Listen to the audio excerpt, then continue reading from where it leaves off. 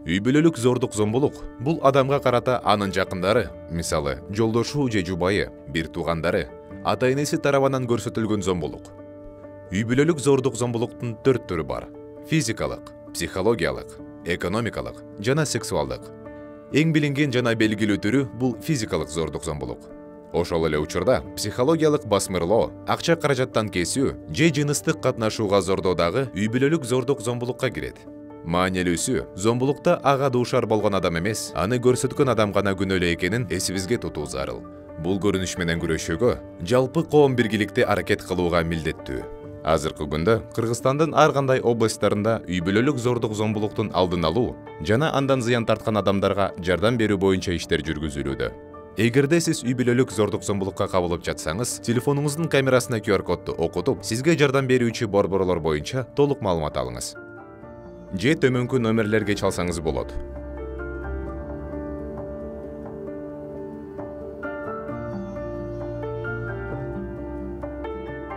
Биздин Жош айыл аймагында үй бүлөлүк зомбулуктан сактоо жана коргоо жергиликтүү комитети иштейт. Комитет негизинен алдын алуучу иш-чаралар жүргүзөт жана ошондой эле айыл өкмөттөгү бизге кайрылган адамдарга медициналык, юридикалык жана психологиялык жардамды көрсөтүшөт. Бүгүнкү күндө ар бир айылдарда зордук зомбулукка күрөшүү боюнча чоң талап коюлган. Биз кыздарга ушундай зомбулук боюнча маселелеринде кайрылган учурда кеңеш беребиз, аларды практикалык жактан коргойбуз жана аларга түрдүү ушундай жолдорду, мыйзамдарды, эмнелерди үйрөтүп, дайым ошо зомбулуктан коргогондо жанында жүрөбүз. Менин оюмча үй бүлөлүк зордук зомбулуктун бирден бир себеби бул жумуш орундары жок болгону.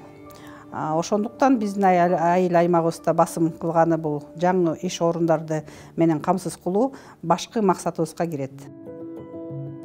Үй бүлөлүк зордук зомбулук менен күрөшкө мамлекет, соц кызматкерлер, укук коргоочулар, активисттер жана жөнөкөй жарандар көмөктөшүш керек.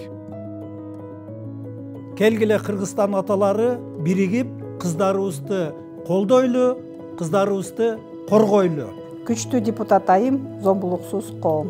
Ар бир адам зомбулуксуз эркин жашоого укуктуу деп эсептейм.